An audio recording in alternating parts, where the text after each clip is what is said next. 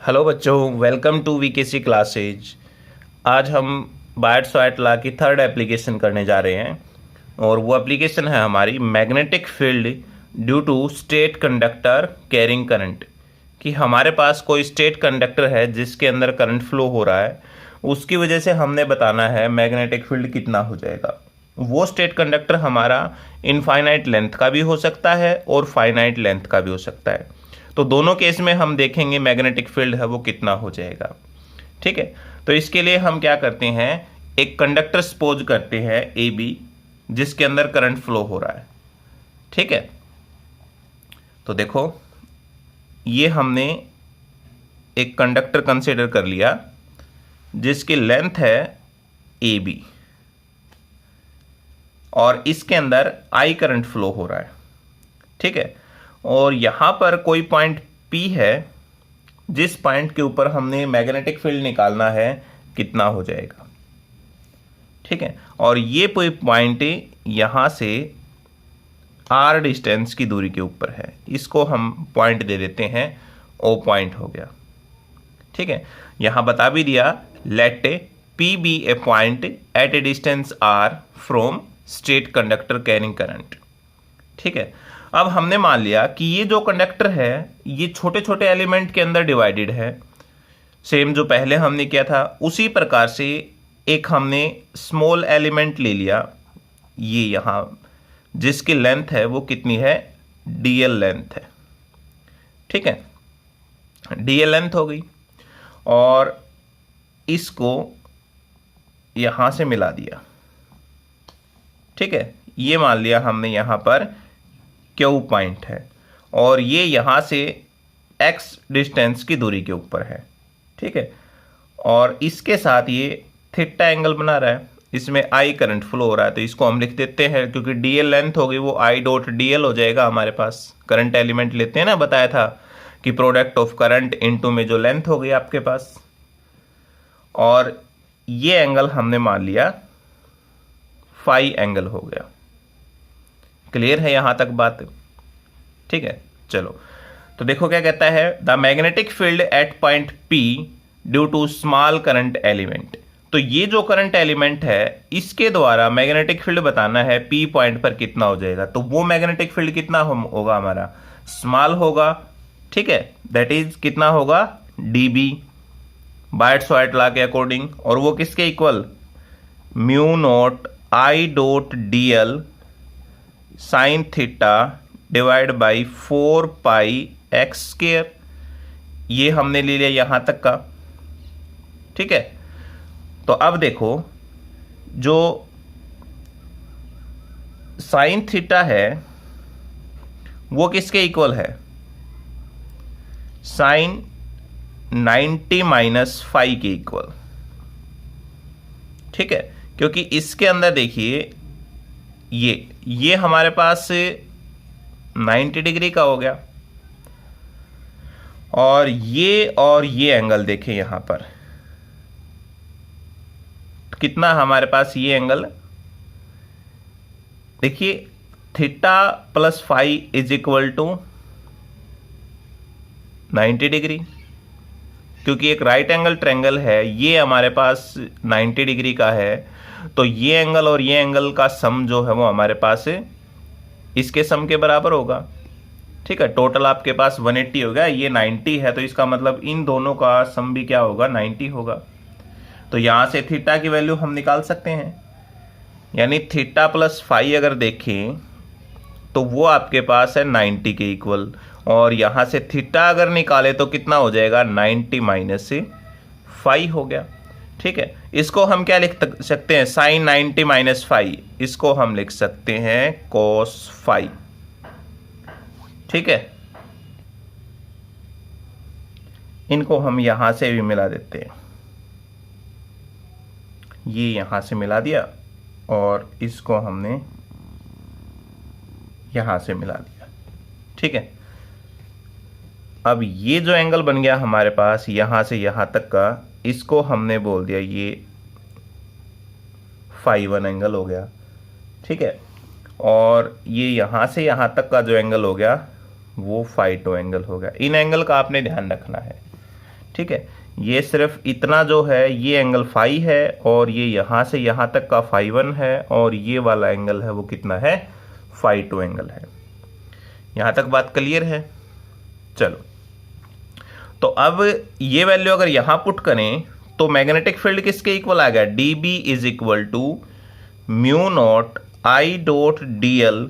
Sign theta की जगह हम क्या लिख सकते हैं, कोस फाई लिख सकते हैं, कोस फाई, और डिवाइड बाई किसके हो जाएगा, 4 पाई एक्स स्क्वायर।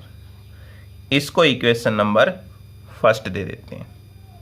ठीक है, तो अब हमारे पास एक राइट एंगल ट्रायंगल है पी ओ, इसको हमने नाम दे दिया यहां पर जैसे ये क्यू। तो P O Q right angle triangle के अंदर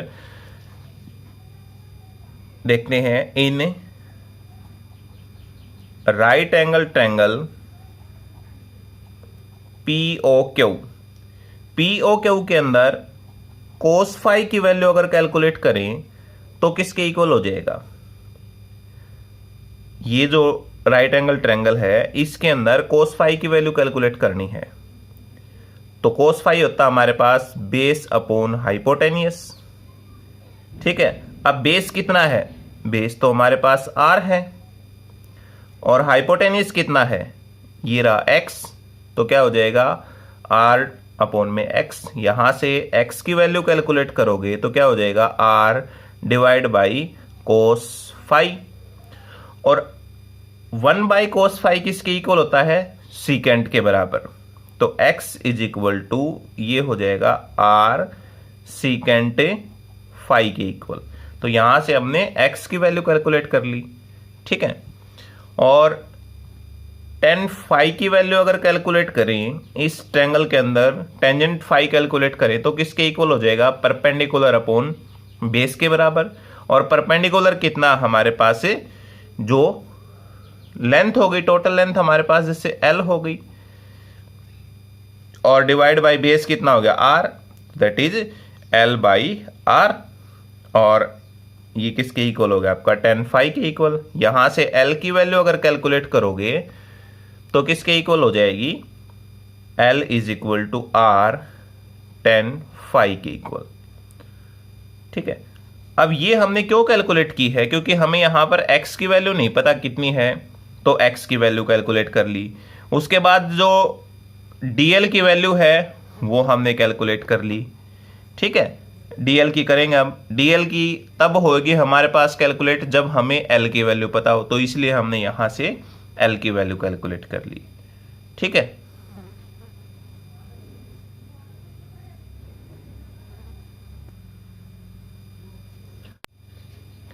अब ये जो सेकंड इक्वेशन है इसका डिफरेंशिएशन कर देते हैं with respect to phi. On differentiating with respect to phi, phi के साथ हमने डिफरेंशिएट कर दिया तो यहां पर क्या हो जाएगा, dl divide by d phi is equal to, r constant है एज इट इज, और टेंजेंट का क्या हो जाएगा, सीकेंट स्क्वायर फाई हो जाएगा। और यहां से dl की वैल्यू हम निकाल सकते हैं, किसके इक्वल हो जाएगी, r secant square phi into में डी फाई के बराबर हो जाएगी। ठीक है, अब देखो x की वैल्यू ये थी हमारे पास, dl की वैल्यू ये हम फर्स्ट इक्वेशन में पुट कर देते हैं। यहां पर put value of x and dl in equation first में अगर पुट कर दें तो db किसके इक्वल हो जाएगा हमारे पास से, देखिए ये जो वैल्यू है mu naught I dot dl की जगह क्या पुट करना, हमने dl की जगह पुट करना है r secant square phi into में डी फाई। ठीक है, और इंटू में आपका है यहां पर cos phi divide by 4 pi. अब एक्स स्क्वायर जो है, एक्स स्क्वायर की जगह हमने क्या पुट करना है, एक्स की जगह हमने पुट करना आर सीकेंट फाई, और इसका स्क्वायर है तो क्या हो जाएगा, r square secant square phi हो जाएगा। ठीक है, तो देखो सीकेंड स्क्वायर फाई से secant square phi cancel out हो गया। ठीक है, यहां क्या बच गया, एक आर से आपका एक आर कैंसिल आउट हो गया। तो देखो ये बच गया यहां पर mu naught I divide by 4 pi r into में कोस फाई इंटू में हो जाएगा डी फाई। ठीक है, ये वैल्यू हमारे पास बच गई। अब ये मैग्नेटिक फील्ड हमने निकाला है जो स्मॉल एलिमेंट हो गया करंट एलिमेंट इसकी वजह से, तो अब पूरे की वजह से निकालेंगे। ठीक है, तो पूरे की वजह से कितना हो जाएगा, देखो the magnetic field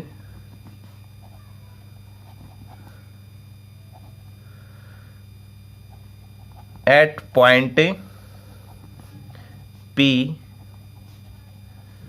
due to entire conductor बोल सकते हो या होल कंडक्टर बोल सकते हो,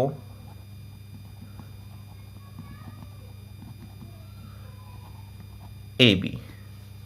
ठीक है, तो इसके लिए हमने क्या करना पड़ेगा, इसका इंटीग्रेशन कर देंगे।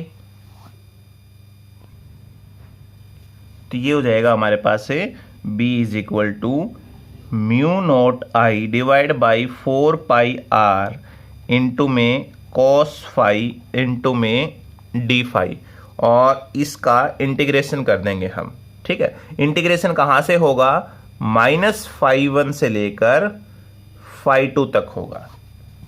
ठीक है, क्योंकि देखो हमने यहां पर क्या माना था, ये एंगल φ1 माना था और ये एंगल φ2, तो अगर इसको ऐसे क्वाड्रेंट की तरह हम मान लें तो ये इधर नेगेटिव हो गया, ऊपर की तरफ क्या हो गया आपका पॉजिटिव हो गया। ठीक है, तो लिमिट हो जाएगी हमारे पास -φ1 से लेकर φ2 तक हो जाएगी। क्लियर है ये बात। चलो देखो जो कांस्टेंट है उसको हम बाहर ले लेंगे, B is equal to mu naught I 4 pi r constant है, क्या है सिर्फ यहां पर कोस फाई और इंटू में डी फाई। कोस फाई का क्या हो जाएगा, साइन फाई, और लिमिट दूसरी साइड आ जाएगी -φ1 से लेकर ये φ2 तक। ठीक है, अब हम करेंगे upper limit minus lower limit, mu naught I divide by 4 pi r, upper limit है साइन φ2, एक बार इस फाई की जगह हम ये अपर लिमिट पुट करेंगे, माइनस में फिर इसके जगह ये लोअर लिमिट, और माइनस में पुट कर दिया हमने साइन -φ1 हो गया। ठीक है, और ये माइनस माइनस क्या हो जाएगा, प्लस हो जाएगा, mu naught I 4 pi are sine φ2 plus sine φ1 हो जाएगा। ठीक है, अब देखो यदि हमारे पास इनफाइनाइट लॉन्ग स्टेट कंडक्टर है, यदि मान लें 4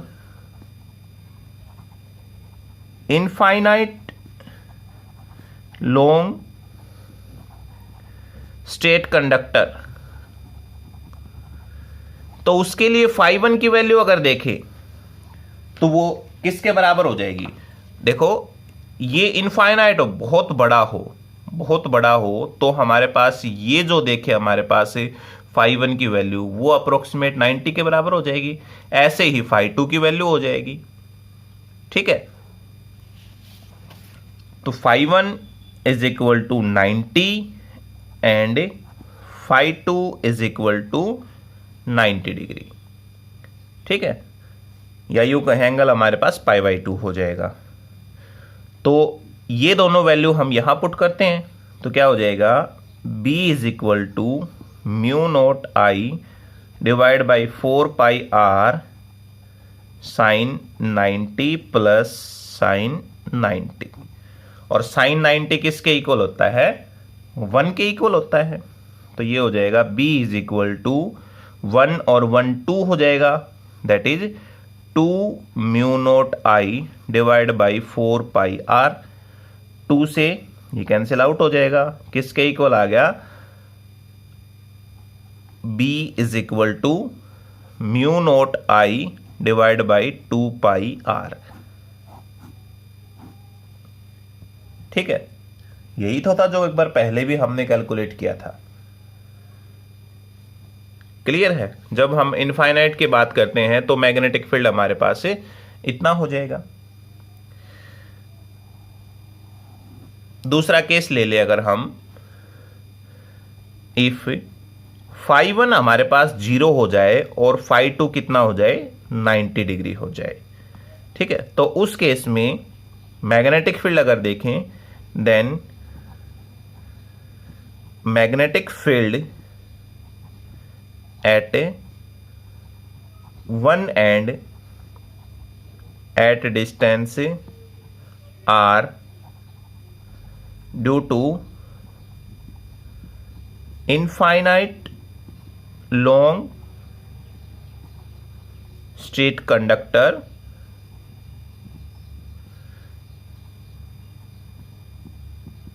carrying current। तो उसके लिए देखो किसके मैग्नेटिक फील्ड जो है B is equal to mu naught I divide by 4 pi are sine φ1 कितना है वो 0 और φ2 कितना हो 90, तो φ2 90, यानी ये हो गया साइन 90 और प्लस में साइन 0 हो जाएगा, और साइन 0 कितना हो जाएगा 0। तो मैग्नेटिक फील्ड कितना आ गया, mu naught I divide by 4 pi r. तो ये हमारे पास से मैग्नेटिक फील्ड आ जाएगा टोटल। ठीक है, तो ये टॉपिक था बेटा, इसको आपने अच्छे से करना है। कोई भी अगर इसमें प्रॉब्लम आती है तो वो आप कमेंट बॉक्स में ज़रूर लिखें, उसका सॉल्यूशन किया जाएगा। Thank you.